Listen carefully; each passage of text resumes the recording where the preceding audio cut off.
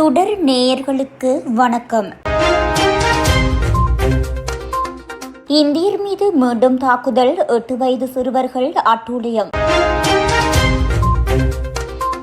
காசாவில் தாக்குதலை தீவிரப்படுத்தியது இஸ்ரேல், பத்திரிகையாளர்கள் 5 பேர் உயிரிழப்பு. கலவரத்தை தூண்டியதாக முன்னாள் பிரதமருக்கு 20 ஆண்டு சிறை. மீண்டும் மீண்டும் நிலநடுக்கத்தால் அதிரும் துருக்கி, அச்சத்தில் மக்கள். அடம்பிடிக்கும் புடின், இறந்த முடிவுகள் எச்சரிக்கும் உக்ரைன் ஜனாதிபதி.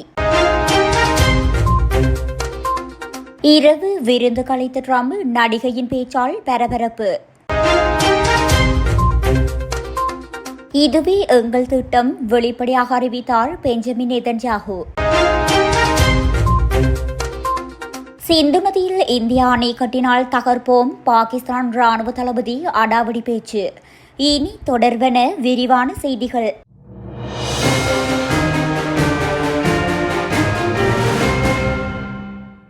அயர்லாந்தில் இந்தியர்கள் மீதான தாக்குதல்கள் அதிகரித்து வரும் சூழலில் இந்திய குடும்பம் ஒன்றின் மீது 2 சிறுவர்கள் இனவரி தாக்குதல் நடாத்தி அதிர்ச்சியை ஏற்படுத்தியுள்ளனர். ஐரோப்பிய நாடான பிரிட்டனின் ஒரு பகுதியான அயர்லாந்தில் கடந்த சில வாரங்களாக இந்தியர்கள் மீதான இனவரி தாக்குதல் அதிகரித்துள்ளது. இந்திய வம்சாவளி டாக்ஸி டிரைவர் ஒருவரும் 6 வயது சிறுமியொருவரும் சமீபத்தில் தாக்குதலுக்கு ஆளாகினர். நாடு முழுவதும் தாக்குதல்கள் அதிகரித்து வருவதை தொடர்ந்து இந்தியர்கள் விழிப்புடன் இருக்குமாறு அயர்லாந்தில் உள்ள இந்திய தூதரகம் அறிவுறுத்தியுள்ளது. இந்த சூழலில் இந்திய வம்சாவளியைச் சேர்ந்த குடும்பம் மீது 8 வயது சிறுவர்கள் 2 நேற்றைய தினம் தாக்குதல் நடத்தினர். இதுகுறித்து அக்குடும்பத்தைச் சேர்ந்த பெண் டப்ளின் போலீசில் புகார் அளித்துள்ளார். டப்ளின் பஸ் நிறுத்தத்தில் தன் மகள்களுடன் 60 வயது இந்தியர் காத்திருந்தார். அப்போது அங்கு வந்த 8 வயதுடைய 2 சிறுவர்கள் அந்த பெண்ணின் தந்தையை கேலி கிண்டல் செய்துள்ளனர். திடீரென தாக்குதலிலும் ஈடுபட்டனர். இது தொடர்பாக போலீசார் விசாரித்து வருகின்றமையும் குறிப்பிடத்தக்கது. காசா நகரில் உள்ள ஒரு பத்திரிகையாளர் கூடாரத்தின் மீது இஸ்ரேல் நடத்திய வான்வழி தாக்குதலில் 5 அல் ஜசீரா பத்திரிகையாளர்கள் கொல்லப்பட்டனர். மேற்காசிய நாடான இஸ்ரேல் ஹமாஸ் பயங்கரவாதிகள் கட்டுப்பாட்டில் உள்ள காசா மீது 2023 போர் ஆரம்பமானது.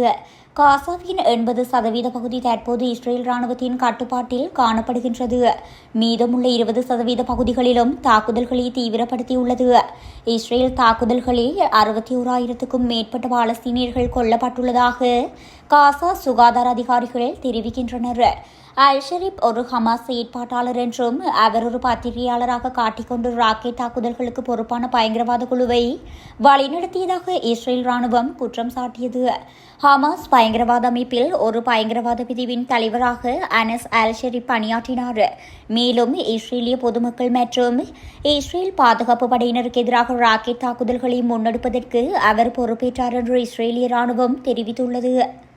ஆப்பிரிக்க நாடான சாட்டின் முன்னாள் பிரதமர் சக்லஸ் மஸ்ரா தற்போது பிரதான எதிர்க்கட்சியான லெஸ் டிரான்ஸ்பார்மேட்டர்ஸ் கட்சியின் தலைவராகவும் காணப்படுகின்றார். முன்னதாக கடந்த 2021 ஆண்டு அரசாங்கத்துக்கு எதிராக கிளர்ச்சி இடம்பெற்றது. இந்த கலவரத்தில் 30 ஆண்டுகளாக நாட்டை ஆண்ட அதிபர் இட்ரிஸ் டெனி இட்னோ கொல்லப்பட்டார்.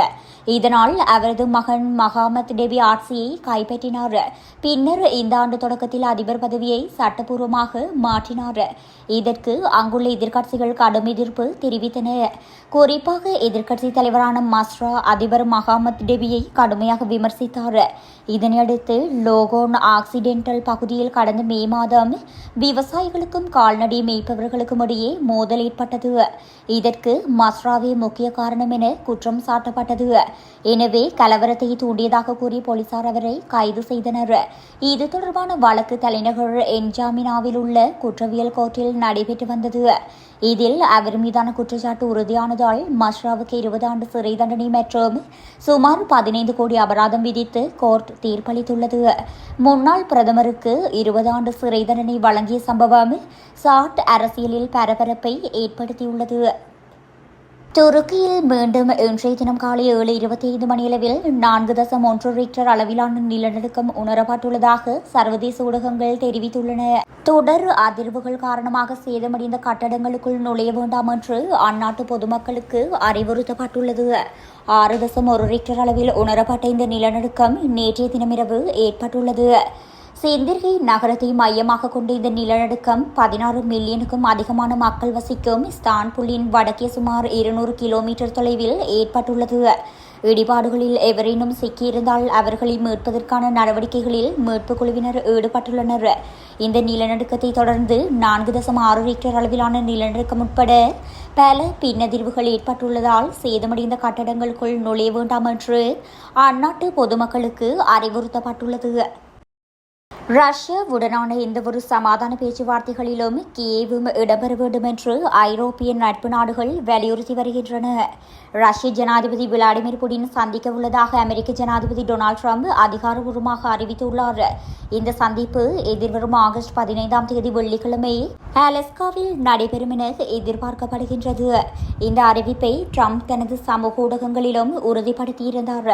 ரஷ்யாவுடனான எந்தவொரு சமாதான பேச்சுவார்த்தையிலும் உக்ரைனின் பங்கேற்பு அவசியம் என ஐரோப்பிய நட்பு நாடுகள் வலியுறுத்தி வருகின்றன.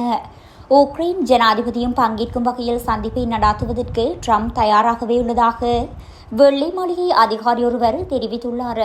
புடினை பொறுத்த வகையில் செலென்ஸ்கியை நேரடியாக சந்திக்க விரும்பாமையே இதற்கான காரணம் என்றும் அவர் தெரிவித்துள்ளார். இதற்கிடையில் கியேவ் இல்லாத எந்தவொரு ஒப்பந்தமும் இறந்த முடிவுகளுக்கு சமம் என்று உக்ரைன் ஜனாதிபதி ஜெலன்ஸ்கி கூறியுள்ளார். ஒரு நாள் இரவு விருந்துக்கு அமெரிக்க ஜனாதிபதி டொனால்டு டிரம்ப் அழைத்ததாக பிரிட்டிஷ் நடிகை தெரிவித்துள்ளமை பரபரப்பை ஏற்படுத்தியுள்ளது. சுவிட்சர்லாந்தில் நடைபெற்ற லோகார்னோ திரைப்பட விழாவில் பிரிட்டிஷ் நடிகை எம்மா தோம்சனுக்கு லியோபார்ட் கிளப் விருது வழங்கப்பட்டது. இவர் ஆஸ்கர் விருதும் பெற்றவராவர். மேலும் அவர் இந்த விழாவில் பேசும்போது மேற்கண்ட விடயத்தை தெரிவித்துள்ளார். 1998 ஒரு நாள் இரவு விருந்துக்கு அழைப்பு விடுத்து என்னை ட்ரம்ப் தொடர்பு கொண்டார். அவரது இடத்தில் நான் தங்குவதை அவர் விரும்புவதாக தெரிவித்தார். ஆனால் அவர் ட்ரம்ப் தான் என்று நான் நம்பவில்லை. இருப்பினும் நான் அவரை மீண்டும் அழைப்பதாக கூறிவிட்டேன். மேலும் அதே நாளில் தான் நான் விவாகரத்து பெற்றிருந்தேன் என்று தெரிவித்தார். ட்ரம்புடன் நான் விருந்துக்கு சென்றிருந்தால் என்று உங்களிடம் சொல்வதற்கு ஏதேனும் கதையும் எனக்கு கிடைத்திருக்கும். அமெரிக்காவின் போக்கையும் நான் மாற்றியிருக்கலாம் என்று தெரிவித்தார். இவ்வாறு அவர் தெரிவித்துள்ளமை சமூக ஊடகங்களில் பேசுபொருளாகியுள்ளது.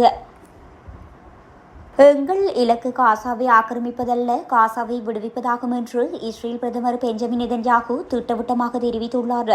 இது தொடர்பாக பெஞ்சமின் நெதன்யாகு செய்தியாளர்களுடன் பேசியதாவது: வேலையை முடித்து ஹமாஸின் தோல்வியை நிறைவு செய்வதை தவிர வேறு வழியில்லை. எங்கள் இலக்கு காசாவை விடுவிப்பதாகும் எனவும் காசாவை ஆக்கிரமிப்பதல்ல எனவும் தெரிவித்துள்ளார். காசாவில் அடுத்த கட்ட நடவடிக்கைகளுக்கு மிக குறுகிய கால அட்டவணை காணப்படுகின்றது. அங்குள்ள இலக்குகளில் காசாவை இராணுவமயமாக்குதல், இஸ்ரேலிய இராணுவம் அங்கு பாதுகாப்பு கட்டுப்பாட்டை ஏற்படுத்துதல் மற்றும் இஸ்ரேலியர் அல்லாத சிவில் நிர்வாகம் ஆகியவை இதில் உள்ளடங்கும். காசாவின் பல பிரச்சினைகளுக்கு ஹமாஸ் போராளி குழுதான் முக்கிய காரணம். காசா பகுதியில் உதவி கோரி வந்த பாலஸ்தீனியர்கள் பலர் கொல்லப்பட்டனர் எனவும் மேலும் தெரிவித்தார். அமெரிக்காவிற்கு சுற்றுப்பயணம் சென்றுள்ள பாகிஸ்தான் ராணுவ தளபதி ஆசிம் முனீர் அங்கு நடைபெற்ற நிகழ்ச்சியில் பேசினார். அப்போது அவர் கூறியதாவது: சிந்து நதியின் குறுக்கே இந்தியா அணை கட்டட்டும் என்றுதான் நாங்கள் காத்திருக்கின்றோம். அணை கட்டினால் 10 ஏவுகணைகளால் அதை அளிப்போம். சிந்து நதி இந்தியர்களுக்கு குடும்ப சொத்து அல்ல. எங்களிடம் ஆயுத பற்றாக்குறை ஏதுமில்லை என்றார். மேலும் எதிர்காலத்தில் இந்தியாவிடமிருந்து அச்சுறுத்தல் உலகின் பாதி நாடுகளை அழித்து விடுவோம் என்று தொனியிலும் பாகிஸ்தான் ராணுவ தளபதி பேசியுள்ளார். பகல்காம் பயங்கரவாத தாக்குதலை அடுத்து பாகிஸ்தானுக்கு தக்க பாடம் புகட்ட முடிவு செய்த இந்தியா அந்த நாட்டுடனான சிந்து நதி நீர் ஒப்பந்தத்தை ரத்து செய்வதாக அறிவித்தது. இதனால் அரண்டு போன பாகிஸ்தான் இந்தியாவுக்கு எதிராக ஆத்திரமூட்டும் வகையில் கருத்துக்களை கூறி வருகின்றமையும் குறிப்பிடத்தக்கது.